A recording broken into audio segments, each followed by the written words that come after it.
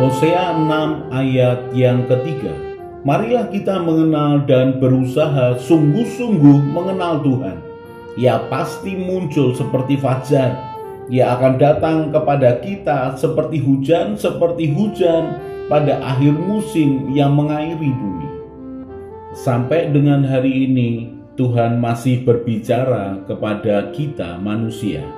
Tuhan bisa berbicara melalui firman yang didengar, melalui suatu peristiwa yang terjadi, melalui orang-orang yang kita temui, melalui jamahannya dalam hati kita, juga melalui pengalaman supranatural lainnya. Dan Roh Tuhan akan menerjemahkan kepada manusia batiniah dan jiwa kita apa yang kita lihat, apa yang kita dengar, dan yang kita alami dengan kebenaran firman Tuhan dan kehendaknya dalam hidup kita, sesuai dengan perjalanan iman dan kedewasaan pengenalan kita akan Tuhan. Mari ingini Tuhan, mari buka hati dan hidup kita akan tuntunan Roh Tuhan setiap waktu. Seberapa jauh kita mengalami Tuhan, tergantung seberapa kita mengingini pengalaman ilahi dengan Dia. Semakin kita mengingini Tuhan, maka semakin nyata penyertaannya dalam hidup kita.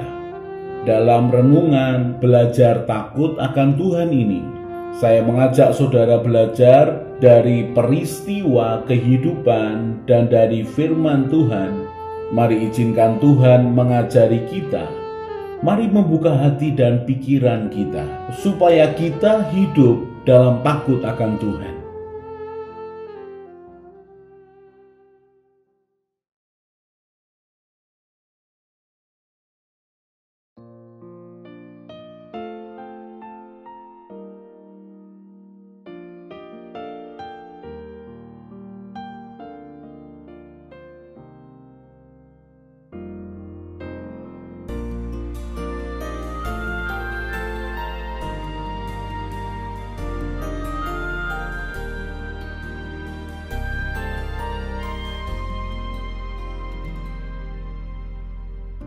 Segala perkaraku ku serahkan padamu, Allah pembelaku. Segala khawatirku ku taruh di kakimu, Allah pemeliharaku. Bila Kau yang membuka pintu, tak ada satupun dapat menutupnya. Bila Kau yang mengangkat aku, tiada yang dapat merendahkanku.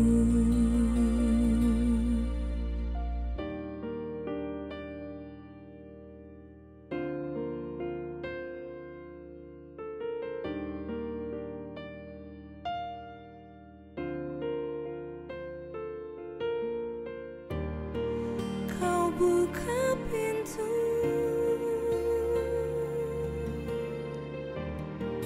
Kau buat jalan, Kau buka pintu,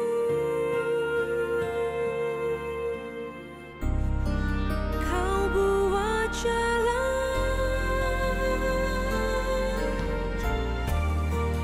Kau buka pintu.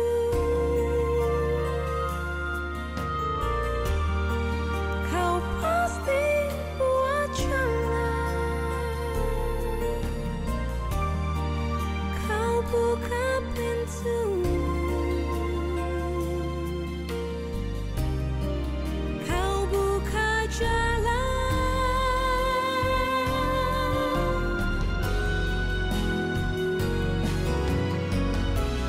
Bila Kau yang membuka pintu, tak ada satupun dapat menutupnya. Bila Kau yang angkat aku,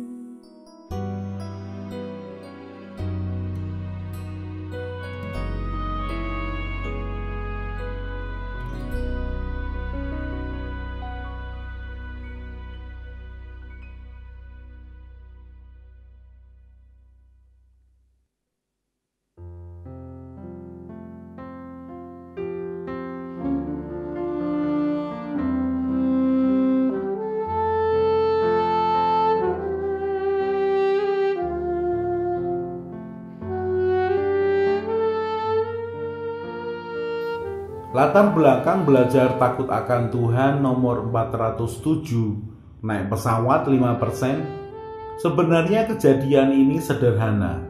Saya beberapa kali harus melayani suatu persekutuan doa di luar kota yang mau tidak mau hanya ada dua pilihan, mau naik mobil atau naik kereta.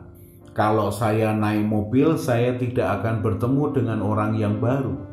Dan pengalaman ketika naik kereta lalu bertemu dengan orang lain, berinteraksi dengan mereka, memunculkan pembelajaran akan kehidupan. Bisa melihat akan pendapat orang lain dan prinsip hidup orang lain. Dan itu yang saya akan ceritakan kepada saudara. Dia membandingkan rasa aman naik pesawat, naik kereta, dan naik mobil atau naik bus. Buat saya menarik untuk mendengar alasannya. Walaupun kemudian saya memiliki pengalaman untuk mengatasi ketakutannya akan naik pesawat. Walaupun saya sadar itu pun kembali kepada yang bersangkutan. Mari kita dengarkan. Naik pesawat 5%. Saya pulang dari pelayanan luar kota. Saya pulang pergi naik kereta api, lebih cepat, lebih nyaman, dan memberi peluang bertemu dengan banyak orang dalam perjalanan. Malam hari itu saya kembali ke Semarang. Saya diantar pengurus persekutuan ke stasiun kereta. Sambil membawa oleh-oleh, saya masuk ke kereta yang sudah menunggu. Keretanya hanya berhenti 10 menit di stasiun untuk menurun naikkan penumpang. Saya mencari tempat duduk saya. Saya melihat ada dua orang yang tidur di kursi saya. Salah satu bangun dan pindah ke kursi lainnya. Ada juga kemudian dua penumpang baru yang naik bersama saya. Kebetulan kursi kami saling berhadapan, jadi kami saling bertatap muka. Kami saling senyum dan sapa, dan anak muda yang tadinya tiduran kemudian duduk. Kami berkenalan sebentar, kemudian ngobrol seru. Kelihatannya pas komposisinya, kami saling melempar cerita dan tertawa. Kelihatannya akrab dan sepertinya sudah kenal lama, padahal barusan kenal. Si anak muda ini bekerja di pengeboran minyak di Jambi.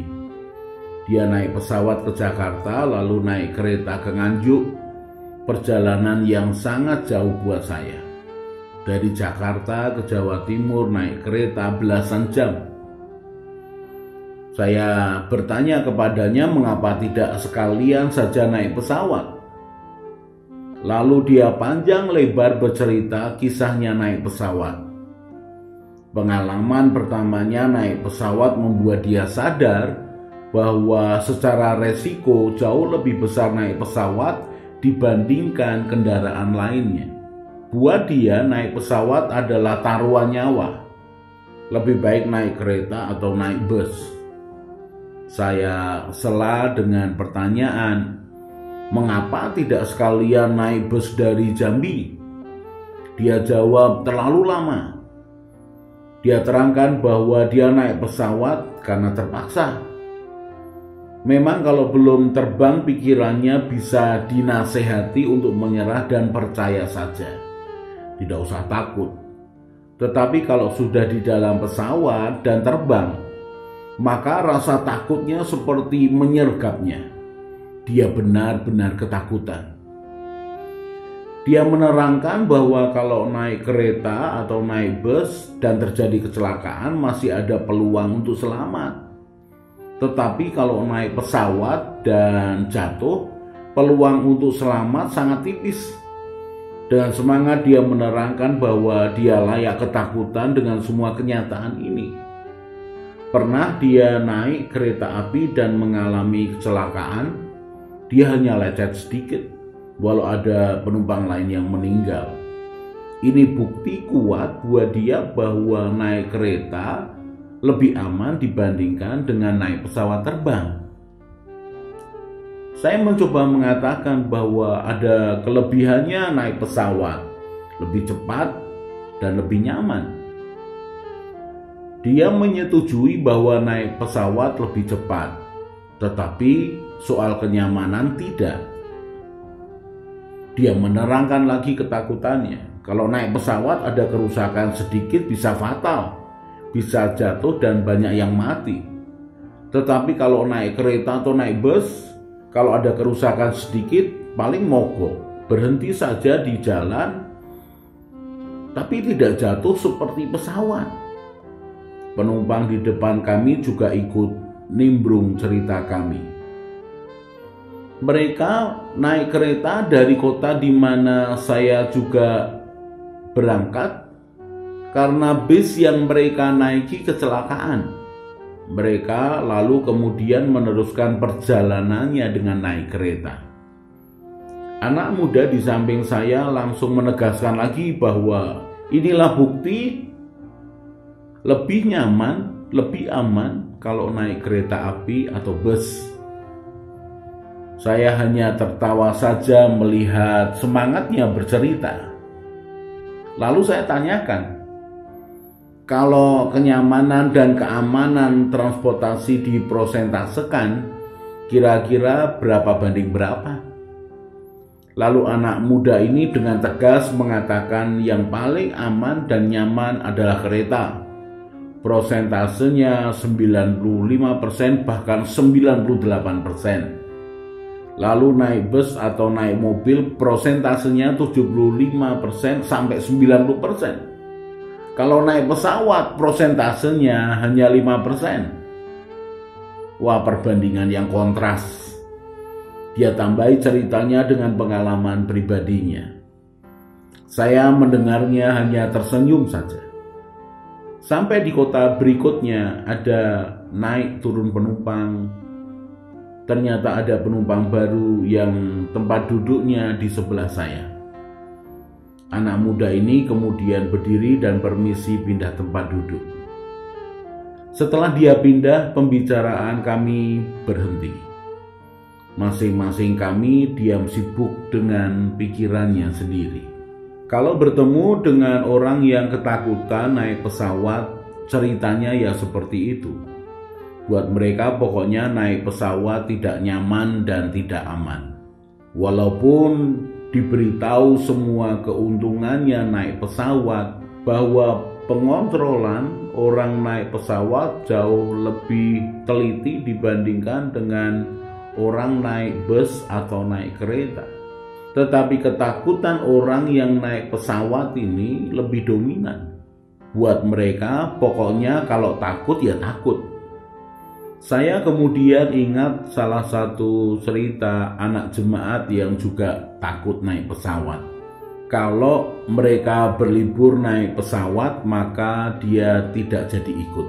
Dia tidak mau naik pesawat. Padahal kalau mau ke Bali, ya lebih nyaman naik pesawat. Tetapi dia memilih tidak ikut liburan dengan papa mamahnya dan liburan di rumah saja. Dan kejadian ini berlangsung bertahun-tahun. Orang tuanya prihatin karena beberapa kali perjalanan ke luar negeri anaknya juga tidak mau ikut. Padahal adik-adiknya nyaman-nyaman saja pergi naik pesawat. Pernah dicoba sekali naik pesawat ke Jakarta, tetapi anak ini sangat tersiksa. Hampir tidak nyaman duduk sepanjang perjalanan. Dan kemudian dia tidak mau lagi naik pesawat. Mereka, jemaat ini sempat konseling soal hal itu dan saya doakan. Tetapi kemudian ketika mereka libur ke luar negeri, anaknya tetap tidak mau ikut. Dan orang tuanya sedih sekali. Lalu suatu kali mereka mencoba lagi. Kali ini diawali dengan penjelasan dan motivasi untuk mencoba lagi menghadapi traumanya. Akhirnya anaknya mau mencoba, hanya ke Jakarta saja. Tidak lebih dari 1 jam perjalanan naik pesawat dari Semarang. Sebelum naik pesawat diberi obat anti mabuk supaya lebih tenang, dan ternyata berhasil. Berbekal penjelasan dan tekadnya untuk mencoba, didukung pilot pesawat yang bagus saat mendaratkan pesawat, dia lewati naik pesawat kali ini ke Jakarta dengan nyaman. Tidak tidur di pesawat dan tetap tenang. Turun dari pesawat, dia berkata kepada papahnya, "Ternyata lebih enak naik pesawat ya, Pak." Selesai sudah pergumulan orang tuanya.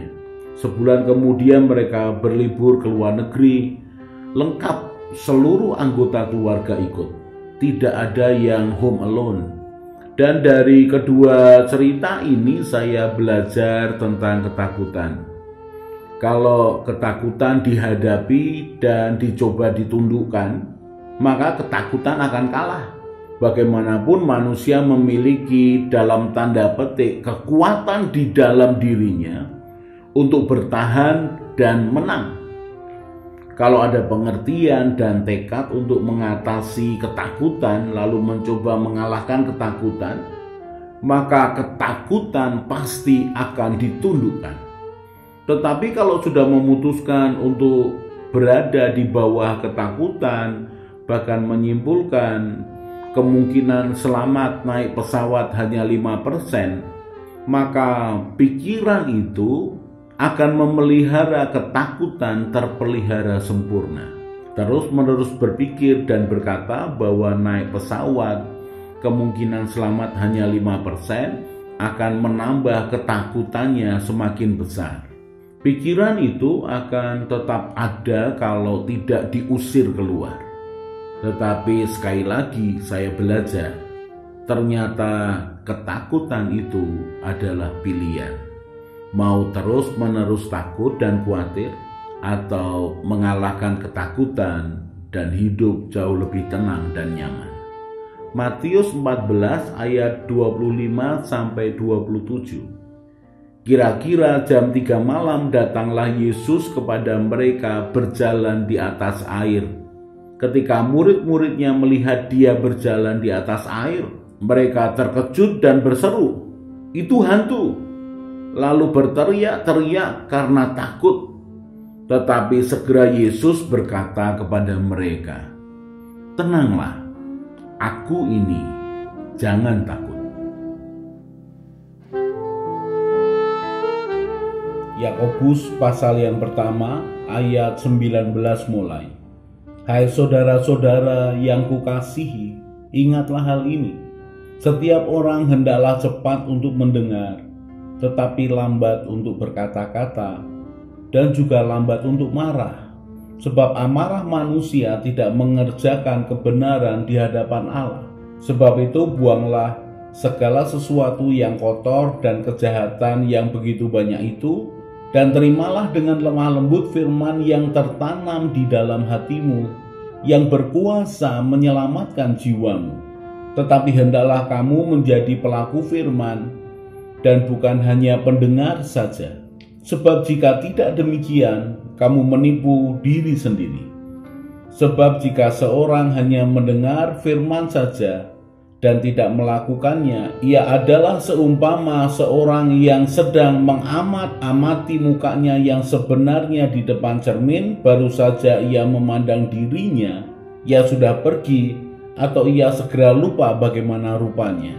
Tetapi barang siapa meneliti hukum yang sempurna, yaitu hukum yang memerdekakan orang, dan ia bertekun di dalamnya, jadi bukan hanya mendengar untuk melupakannya, tetapi sungguh-sungguh melakukannya, ia akan berbahagia oleh perbuatannya. Ketika kita mengadakan waktu untuk merenungkan firman Tuhan, maka bukan hanya roh dan jiwa kita yang disegarkan, tetapi perjumpaan dengan Tuhan secara tersembunyi itu akan membuat kita semakin mengenal kepribadian Tuhan.